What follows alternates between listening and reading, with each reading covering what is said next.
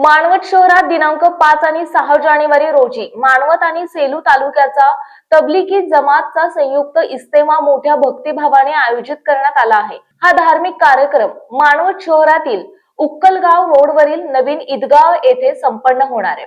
या इस्तेमासाठी मानवत आणि सेलू तालुक्यातील मुस्लिम बांधव मोठ्या संख्येने उपस्थित राहणार असून दोन्ही दिवस विविध धार्मिक प्रवचने, दुआ, नमाज आणि इस्लामी मार्गदर्शनपर कार्यक्रमांचे आयोजन करण्यात आले। या कार्यक्रमाच्या माध्यमातून समाजात नैतिकता, शांतता, बंधुता आणि धार्मिक जागृतीचा संदेश देण्यात येणार आहे। इस्तेमाच्या यशस्वी आयोजनासाठी मानवत शहरातील तसेच परिसरातील युवकांनी पुढाकार घेत मोठ्या उत्साहात श्रमदान सुरू केले।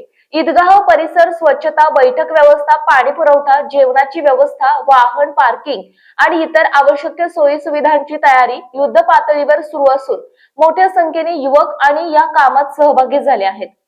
या तबलिगी जमातच्या इस्तेमामुळे मानवत शहरासह संपूर्ण परिसरात आध्यात्मिक वातावरण निर्माण होणार असून धार्मिक सलोखा हा सामाजिक एकतेचा संदेश समाजात पोहोचणार आहे।